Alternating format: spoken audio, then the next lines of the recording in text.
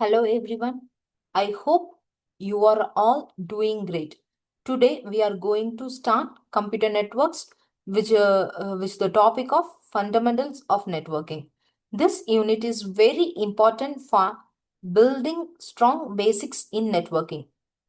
First of all, I'm Varshath Nikhila, Assistant Professor, working in the Department of Information Technology at Veltech Multitech, Dr. Rangarajan, Dr. Sakuntala Engineering College. So let's move to the topic. First, the fundamentals of networking. The introduction to networks. A computer network is a collection of devices that are connected to each other so that they can communicate and share informations. Here, these devices are also called as nodes. For example, the nodes computers, laptops, printers, servers, mobiles, etc. Then, whenever we send a message, open a website, watch YouTube, or share a file, we are using computer networks. Communication can be either local or remote. Either local means within the same building, remote across cities or countries. Here, characteristics of a network for a computer network to work properly, it must satisfy three important characteristics. The first one is delivery. In delivery, the data should reach the correct destination. For example, your message should go to the correct person, not someone else. Then, second one is accuracy. The data should be delivered without any errors. For example, if you are sent like a hello message to the if you are send a hello message, and the receiver also should get hello, not some other data. Next, the third one is timeliness. The data should reach on time. This is very important for video call, then live streaming, online classes, gaming, like that. If data arrives late, the communication become useless.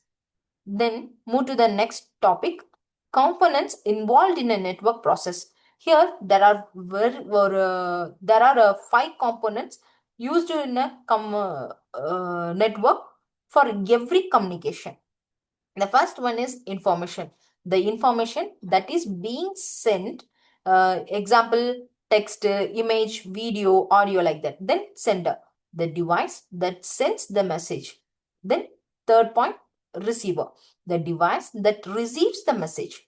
Fourth, transmission medium, the path which data travels through. For example, cables, optical fiber, then wireless signals, like that. Then fifth one is protocol, a set of rules that controls communication. Without protocol, devices cannot understand each other. So next is the topic, transmission modes. Transmission mode defines how data flows between sender and the receiver. Here there are three types of transmission. First one is simplex mode, then half duplex, then full duplex mode.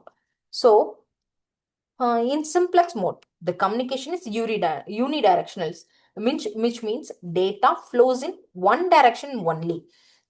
Okay. For example, sender to receiver, receiver to sender. Example when the example is keyboard to computer, computer to monitor, like that. The communication is one way. Then full duplex. Full duplex, the here data flows in both direction but not at the same time. The suitable example for this is walkie-talkie. One person speaks means the other listens. Then the roles are reversed. So also, that's why the direction can be reversed. Then full duplex. Full duplex mode, data flows in both direction at the same time. Example, telephone call, video call, like that. This is the most efficient mode of communication. Then this is the comparison of simplest half, then full duplex. So basics of comparison. Direction of communication in simplex mode is unidirectional. Half-flex mode is communication is bidirectional, but one at a time. Then full duplex communication is bidirectional. Here the sender and receiver. A device can only send the data but cannot receive it, or it can only receive the data but cannot send it in simplex mode. In half duplex mode, both devices can send and receive, but one at a time. Then full duplex, both the devices can send and receive the data simultaneously.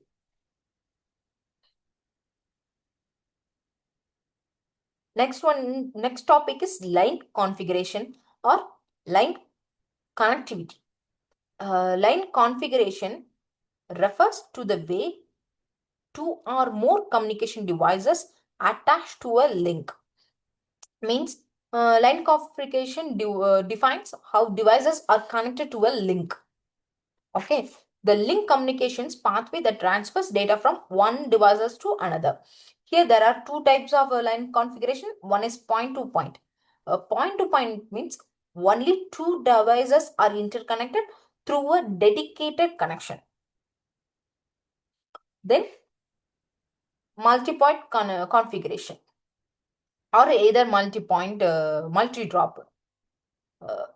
Here the connection between two or more devices share a single link. Means more than two devices share a single link at the same time. It have two types. First one is spatial sharing.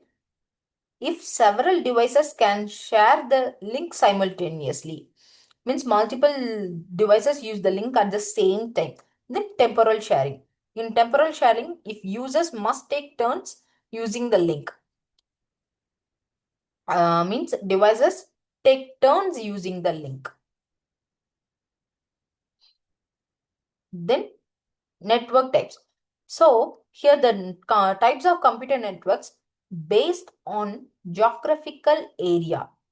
Networks are classified into three types. First one is local area network, metropolitan area network MAN, then wide area network WAN. So here we understand that a computer network is a group of computers linked to each other that enables the computer to communicate with another computer. It is categorized by the sizes only. So first one, local area network. Local area network is a group of computers connected to each other in a small area, such as building, office. Here you can understand or take a note. Land covers a small geographical area, such as home, office, school, college, like that. The features of lands are very high speed, low cost, then uses switches and cables, limited to small area. So here these are the advantages and disadvantages of LAN. LAN advantages are it is used for resource sharing, and then software application sharing, easy and cheap communication, centralized data, data security, and also internet sharing. On the other hand, the disadvantages are it is requires a high setup cost. There are also privacy violations, data security threat, land maintenance job, and covers a very limited to small area. Then next one is wide area network. Wide area network means that extends over a large geographical area such as states or continents. So the mark the WAN covers a large geographical area, either it states, continents, or countries, like that. The internet is the best example of WAN. WAN is used in business, education, government example. There are two types of WAN. One is point-to-point WAN, then next one is switched WAN. Here, the advantages of WAN is it covers large geographical area, it is centralized data, exchange messages, sharing of software and resources, then high bandwidth. Other hand, The disadvantages of WAN is security. There is security issues, need firewall and antivirus software, high setup cost, and troubleshooting problems. So next topic is metropolitan area network, MAN. MAN is a network that covers a large geographic area by interconnecting a different LAN to form a larger network. But MAN is larger than LAN but smaller than WAN. It usually covers towns and cities up to 50 km. Features of MAN is connects multiple LANs by using optical fiber and cables. Example, a city-wide internet or cable TV network like that. Next topic is internetwork. An internetwork defined. An internetwork is defined two or more LANs or WANs are connected together. Devices used bridges, routers, gateway. For example, connecting multiple branch offices of a company. Then these are the types of internetworks. One is extranet and other one is internet. An extranet is used for information sharing. The access to the extranet is restricted only those users who have login credentials. And extranet is the lowest level of internet networking. It can be categorized as MAN, WAN, or other computer networks. An extranet cannot have a single LAN. At least it must have one connection to the external network. In other hand, internetwork. Internetwork belongs to an organization which is only accessible by the organization's employee or members. The main aim of intranet is to share the information and resources among the employees, and interaction provide the facility to work in groups and for teleconferences. And to the next topic is protocol layering. A protocol is a set of rules that define how communication happens. A protocol provides a communication service. The process uses to exchange messages. When communication is simple, we may need one simple protocol. When the communication is complex, we need to divide the task between different layers, in which case we need a protocol at each layer or protocol layering. Means when the communication becomes complex, the tasks are divided into multiple layers. Each layer has a specific responsibility. This approach is called protocol layering. The benefits of it: simplifies communication, easy to learn and troubleshoot. Each layer works independently. Then the basic elements of layered architecture. Basic elements of layer architecture. First one is service. Service means it's a set of actions that a layer provides to higher layer. What a layer provides to upper layer. Only. Then protocol. Rules used by the same layer at sender and receivers. Means there is a set of rules that are used to exchange information with one to another. These rules mainly concern about both contents and order of the message used. Then interface. Interface is defined how data moves between the layers. Then principles of protocol layering. The first principle is each layer must support two-way communication. So here the first principle dedicates, if we want to bidirectional communication, we need to make each layer so that is able to perform two opposite tasks, one in each direction. Means each layer must support two-way communication. Then second principle we need to follow in protocol layering is that two objects under each layer. Means corresponding layer at sender and receiver must be identical. This ensures proper communication. So here is the graph for the protocol. Take a look. And protocol graph.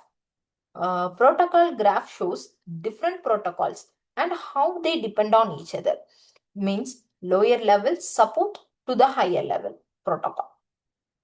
In this video, We understood what a computer network is and types of networks, transmission modes, and protocol layering concept.